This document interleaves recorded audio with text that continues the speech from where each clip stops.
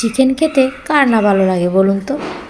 ছোট বড় সকলেরই সপ্তাহে 2-1 বার চিকেন চাইই চাই। নমস্কার বন্ধুরা, কলিস কিচেনে আপনাদের স্বাগত জানাচ্ছি। আশা করি সকলে ভালো আছেন। আজ আমি আপনাদের করে দেখাবো চিকেন দু পেঁয়াজার রেসিপি।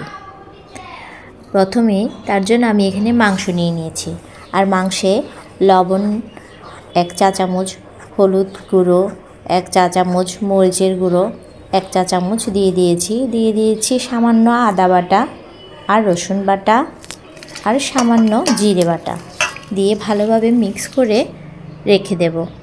এখানে সামান্য তেলও দিয়ে দিয়েছি, সব কিছু মিক্স করে রেখে দেব।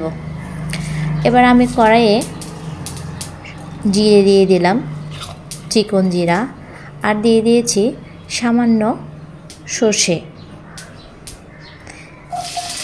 তারপর আমি এখানে পেঁয়াজ কেটে নিয়েছিলাম, কিউব করে এভাবে পেঁয়াজ কেটে নিয়েছি। এই পেঁয়াজগুলো আগে ভেজে নেব। এই কিউব করে কাটা পেঁয়াজগুলো আগে ভেজে তুলে নেব। তারপর সেই তেলেই দিয়ে দেব পেঁয়াজ, রসুন কুচি না, এটা আমি রসুনটাকে বেটে নিয়েছি, রসুন বাটা দিয়েছি, আপনারা কুচি করেও দিতে পারেন। তারপর এখানে দিয়ে দেব পেঁয়াজ কুচি। এবার ভালোভাবে ভেজে নেব, একটু হালকা বাদামি কালার হওয়া পর্যন্ত অপেক্ষা করব। এবার যখন একটু বাদামি কালার হয়ে আসবে, এ পর্যায়ে আমি চিকন করে টমেটো কেটে নিয়েছি। চিকন করে এই টমেটো কাটাগুলো দিয়ে দেব। চেষ্টা করবেন পাতলাভাবে কাটার জন্য। এবার দুটোটা ভালোভাবে ভেজে নেব। এবার এ পর্যায়ে দিয়ে দিলাম আমি আদা বাটা 2 টেবিল চামচের মতো হবে। আদা বাটা, জিরে বাটাও আপনার 2 টেবিল চামচের মতো হবে। আর এখানে দিয়ে দিয়েছি হলুদের গুঁড়ো, মরিচ গুঁড়ো এখানে 2 চা চামচ দিয়েছি, হলুদ গুঁড়ো দিয়েছি 1 চা চামচ। এবার দিয়ে দিয়েছি জিরে ধনিয়ার গুঁড়ো আমি একসাথে মিক্স করে রাখি, তাই আমি একসাথেই দিয়ে দিয়েছি। তারপর দিয়ে দিয়েছি লবণ আর অল্প জল দিয়ে এবার মশলাটাকে ভালোভাবে কষিয়ে নেব।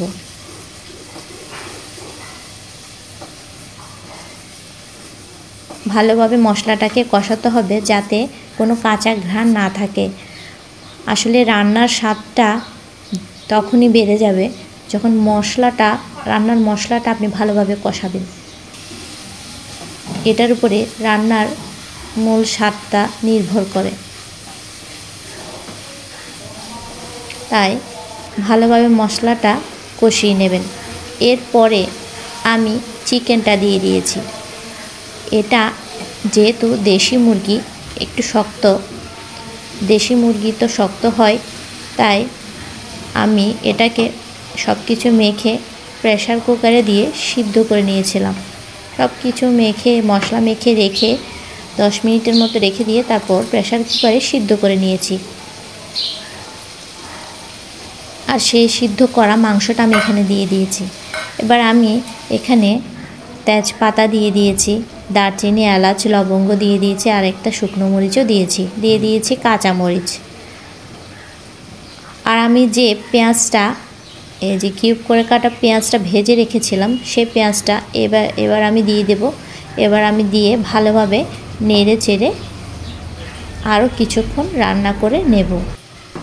আপনারা চাইলে এখানে টক দই ইউজ করতে পারেন, আমি দিই না। টক দই এ রান্নায় ইউজ করা হয়ে থাকে, কিন্তু আমার ভালো লাগে না বলে আমি দিই না। আপনারা যদি টক দই দেন, তাহলে টক দইটা দিয়েও মশলার সাথে একসাথে ভালোভাবে কষিয়ে দিয়ে দিবেন।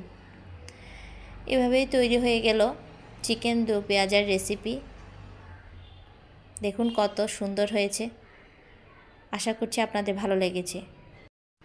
ভালো লাগলে চ্যানেলটিকে সাবস্ক্রাইব করে আমার পাশে থাকুন।